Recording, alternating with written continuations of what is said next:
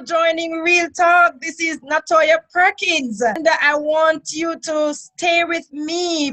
An interview with Carrie Ann Jackson, a 39-year-old lady who was diagnosed in 2010 with Charcot foot. And not only with that, but in 2008, she was also diagnosed with diabetic ulcer. If you're joining for the first time, I want you to hit that bell and the subscription button. Carrie Ann, thanks for joining Real Talk. Thank you. It's my pleasure to be here. This is part 3 of Carrie Ann's story. To see part 1, 2, and future posts for part 4, please subscribe to my channel. Here's Carrie Ann. This interview will be so long if I tell you everything, because at one point I had to go back home for 2 years. But anyways, I went back home to Jamaica for 2 years and caught the chicken gunya on top of her. Yes.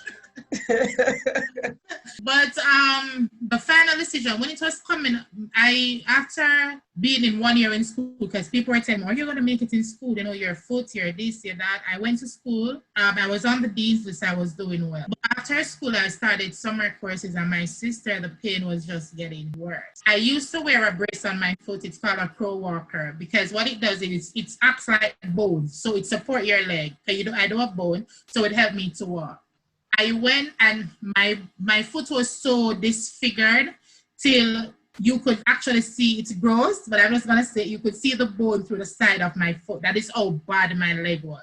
The bone keep eating away, and it was going higher and higher and higher. Because at one point, the doctors tried to fix it. So they put in rods and screws and all that. And the rods and the screw and everything just broke in my leg. We had a minus 40 degrees winter, and everything just crystallized and broke.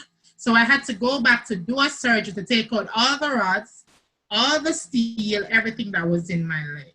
So I ended up with the pro walker. An amputation was always at the back of my mind. So I was reading up about it. I was like, God, I don't know what an amputation, but my life must be better. My life cannot get any worse than this.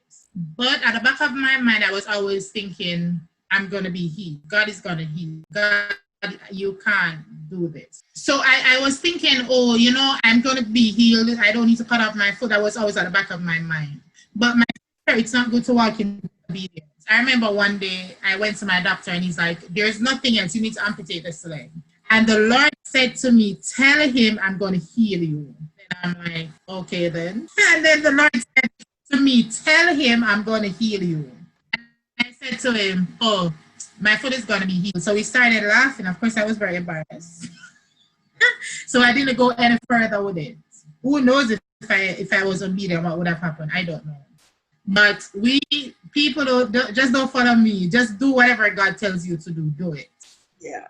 When it was coming closer to the summer, everybody was talking about, oh, I can't wait to go home, you know, holidays. And I was so stressed out because I'm thinking, an amputation. What am I going to do this summer? I'm in pain. This is getting worse. This is that.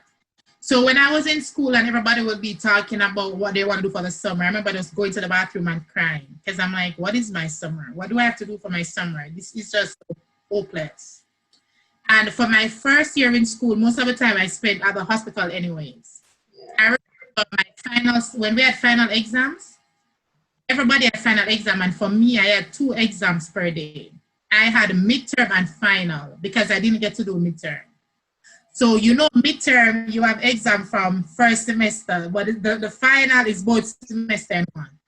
I was doing midterm and final. Midterm in the morning, final in the evening, because I did not get to do midterm exams. And it was extremely stressful, and I couldn't talk to family about it. I couldn't talk to friends about it.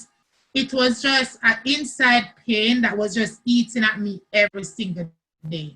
I could not be in denial because my foot was getting worse. And even if the wound was closed, it wouldn't change the fact that I had no bones in my leg. Then I'm thinking, being a mother, or would I carry my child when I'm on a crutch? Or would I, like, there was just so much, and I did social work, right? So I'm thinking, how do I be a social worker? So leading up to the amputation, it was hard.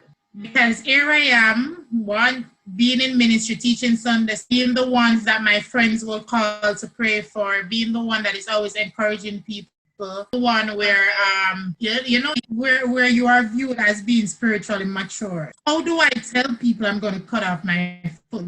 But it wasn't something that I spoke about to anybody. So moving towards the end of school, I was thinking about amputation, and I was extremely stressed out because I didn't want to talk to anybody about it. Number one, my sister told me one time that sometimes we made the mistake of telling people if I did me. If I what? And so if it was me, like I said, if I did me, I would have done this or I would do this. And sometimes we need to be careful of saying that, because there's no way you can say it to someone if you are not in their situation. So I didn't want a 2 cents, because first of all, to me, people are going to think cutting off your foot is to the extreme. But I was at the extreme. And so I started to develop another ulcer. And at one point, and at that time too, I decided I wanted to lose weight. So I went on a crash diet. So I started to lose weight. I had a nurse, and I started having symptoms like fever, and she's like, oh, because your body's going through shock, you went from eating a lot to not eating. So I'm thinking it's this whole diet thing, why I'm feeling really so sick. Hence the diet on your blog too. Yes. Okay. One day, God has such a sense of humor. The doctor is always telling me, check your temperature, and if one come to the hospital. My sister, I checked my temperature, it was 37.9. I started laughing and I said, God, you said 38. It is not 38, it is 37. It is 37.9. So I did not go to the hospital. But over time, it started getting worse and worse. And I just knew it was over 10 years. And I was ready to do something. And I knew, and I told myself, one leg or no leg, it's not going to change my relationship with Christ. Right. And the Bible said, if your hand offends you, chop it off. And I felt like this foot was keeping me back. So nowadays, when people try to do me wrong, I tell them, I had my foot for 30 years and I cut it off. I have no problem cutting you off. I tell people that all the time. If you're right, that cut it off. cut. So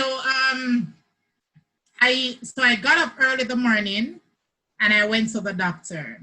At the back of my mind, I'm thinking, this is it. So I packed a bag. I want to confirm this is it.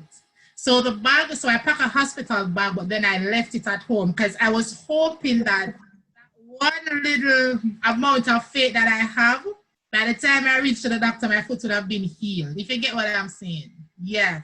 So I and I'm like, if I pack this bag, it means I'm going to cut off my foot today, even if it was at the back of my mind.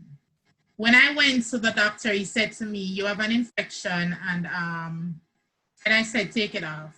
My doctor knew losing my leg was my biggest fear. When I said biggest fear in life, I hated going to the doctor because they will talk about amputation. Right? And in my mind, amputation meant your life is over. No husband, no children, no nothing. Yeah. So when I said to him, take it off, my doctor was like, what? Like, he was in shock. I said, take it off. And he said to me, when? And I said, today. But I have to prep you. I have to do blood work. I have to. And I said, well, soon. And he said, tomorrow morning. I said, what time? He said 9. I said 7. And he said 8. And I said, okay. Yeah. He sent me over the hospital looking all glamorous and nice. I was trying to put myself together because I have been sick. I didn't want to ever feel like I was less of a woman. Right. I've been trying to put myself together. And even when I go to the hospital, I would encourage other women. Doesn't matter what you're going through, you have a sore foot. Because in Jamaica, people scorn sore foot bad. Oh, yes. Feel like you, still feel attractive, still feel, like you're, because that will, sexy. Yeah. So that will keep you going. So when I went over to the hospital, because the doctor sent me an award with a paper, the nurse was like, can I help you? And I'm like, yes, I can. You can. And she was like, I'm here to be admitted. So she took me from top to bottom, and she said, what? I said, chop off my foot. She said, what? I said, to cut off. I said, she said, and I went like this. I said, don't talk to me. Don't ask me any questions. Could you please tell the other nurses when they come in the room to do my vitals, I'm not discussing this with anybody. You're too pretty to cut off your foot. That's what they're looking at. What a glamorous girl. What do you mean you're going to cut off your foot? And my sister, I am telling you this. The Holy Spirit gave me a glow like no other. Wow. People say to me, you are so beautiful, when I was in the worst pain and the worst condition. And I just could not see it in the mirror. Never. Because I am in pain. But I know it was the glow of God and the Spirit that I was bringing with me. Amen. You have heard it from the woman of God, soon to be Pastor Carrie-Ann Jackson. Thanks for joining today, Carrie-Ann. It was a pleasure hearing your story. Remember to like, share, and comment, and also share this video. Subscribe so you can hear videos coming up in the future. Thanks for joining Real Talk. This is Natoya Perkins. See you soon.